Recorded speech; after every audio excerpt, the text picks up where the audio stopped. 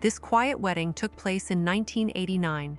The daughter of a Scottish ship carpenter and one of the world's most adventurous billionaires became husband and wife. Richard Branson and Joan Templeman have been together for more than 4 decades and have 2 children. So, what made this billionaire fall so deeply for a woman who valued simplicity over luxury? What almost tore them apart before they even made it down the aisle? And what do their children look like today? Watch the full video to find out. Don't forget to like the video, subscribe to the channel, and hit the bell icon to get notified when I upload a new video. Let's get started. Richard Branson is famous for his daring ventures and bold business moves. But before he built his empire, his life was anything but glamorous. He was born on July 18, 1950, in Blackheath, London, and grew up in a middle-class family. School was a constant struggle for him because of dyslexia. This condition made learning difficult, and many of his teachers doubted his potential. Some even predicted he wouldn't achieve much in life, but Richard wasn't the type to accept those limits. Instead, he used their doubts as fuel. At just 16 years old, Richard took his first step into the world of business by launching a student magazine. Although the project didn't take off immediately, it sparked something in him. That small magazine ignited a fire in him, pushing Richard toward a path few could have predicted. Branson went on to build the Virgin Group, a global empire that now boasts of over 400 companies, from airlines to space travel. But the man behind the headlines had a quieter story with a woman who changed his life. Her name, Joan Templeman. Unlike Richard, Joan was living a quiet, simple life. She was born in 1948 in Glasgow, Scotland, and raised in a working-class family where her father worked as a ship carpenter. Joan grew up valuing independence, hard work, and simplicity, traits that would serve her well later in life. But how did a young woman from Glasgow, with no ties to the world of billionaires, meet Richard Branson? Branson first met Joan in London in the mid-1970s. Joan had moved to the city to carve out a life of her own. She was running a small bookshop while living a quiet and independent existence that suited her perfectly. She wasn't seeking luxury or fame, and certainly wasn't looking for someone like Richard, but fate had other plans. I fell in love with her from the first moment I saw her while she worked in a bric-a-brac shop in Westbourne Grove in London, Richard recalls. When Richard first laid eyes on Joan at her bookshop, everything changed. A blonde-haired, down-to-earth, Scottish beauty who didn't suffer fools, Joan was unlike any other woman I had ever met. To win her heart, I had to persistently hang around the shop and buy countless objects before we started courting. My favorite was an old advertising sign for Danish bacon of a pig and a hen singing after it had laid an egg, with a caption that read, "Now, that's what I call music," Richard reminisced in an interview. But Joan was already married. It seemed like their romance was doomed before it even began.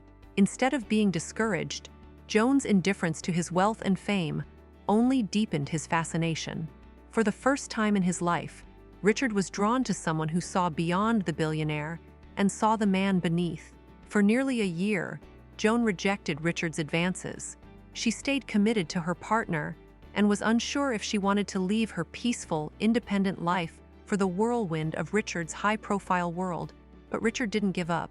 He pursued her with sincerity and patience. Slowly, Joan began to see the real man behind the headlines. Beneath the fame and fortune was someone she hadn't expected, someone genuine. Joan's feelings grew stronger with time, and she finally decided to take the leap of faith. Joan left her old life behind and chose to be with Richard. They started spending most of their time together at Necker Island. Interestingly, Richard had bought the island just to impress Joan.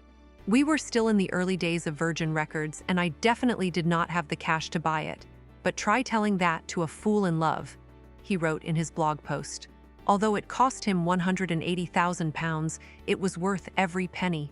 Necker Island became their sanctuary, away from the media's constant attention. It was in the quiet intimacy of the island where they truly got to know one another. In time, Joan realized that their relationship would be different from what she had ever experienced. Richard was an adventurer who always sought a challenge to conquer, and with that thrill-seeking came great danger. Loving Richard meant living in constant fear that one day his adventurous spirit would take him too far. One of the first real tests of this fear came in 1985 when Richard attempted to cross the Atlantic Ocean in a hot air balloon. This risky plan involved a journey no one had ever successfully completed before. However, Richard saw it as the next great adventure.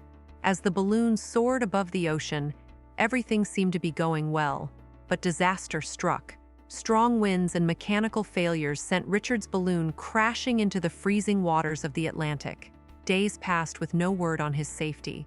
Joan had no idea if the man she loved was alive or dead. Then finally, after days of uncertainty, the call came. Richard had survived, battered, but alive. The relief was overwhelming, but Joan knew this wouldn't be the last time she faced this kind of fear. In 1998, he embarked on yet another daring journey, this time attempting to circumnavigate the globe in a hot air balloon. And just like before, disaster struck. The balloon crash-landed in the Pacific Ocean. For days, there was no word on whether Richard had survived. Joan found herself in the same agonizing position, waiting, hoping, fearing the worst. Each time, I thought I'd lost him, Joan would later admit. But each time, he came back. Despite the constant fear, Joan never asked Richard to stop. So she accepted the anxiety, the sleepless nights, and the constant uncertainty as the price of loving Richard Branson. There were nights where I couldn't sleep, Joan said, recalling the numerous times Richard had disappeared on some adventure. I'd sit by the phone, waiting for news, hoping it would be good. After more than a decade of being together, Richard and Joan finally decided to marry. You might expect a billionaire like Richard Branson to throw an extravagant wedding. After all, Richard was known for doing things on a grand scale. However, Richard and Joan opted for a small, intimate wedding on Necker Island. The ceremony was private, away from the press and the world's gaze. For Joan, the fuss and media attention didn't matter. It was about celebrating their love. Richard and Joan's life changed in a new way when they became parents. In 1981, they welcomed their first child, Holly Branson. And 4 years later, their son Sam Branson was born. Both Holly and Sam were born on Necker Island. For most people, it might seem unusual to choose such a remote, secluded place for the birth of their children.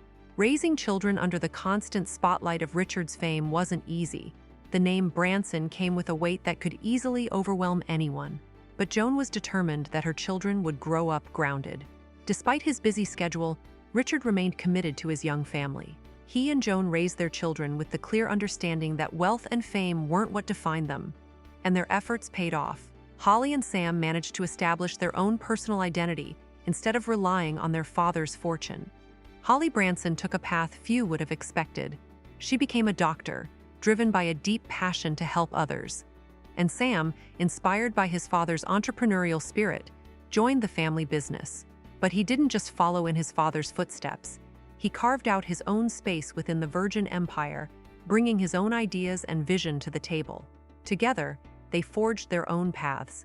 Just as Joan had always hoped, Richard's greatest achievement has always been Joan. She has been his constant source of strength while he soared into uncharted territories. As Richard once said, "Joan gave me balance in a world that constantly feels like it's spinning out of control." So, what do you think about Richard Branson and Joan Templeman's extraordinary love story? Let us know in the comments below. And don't forget to like, subscribe, and hit the bell icon for more stories of remarkable lives and the people behind them. See you in the next video.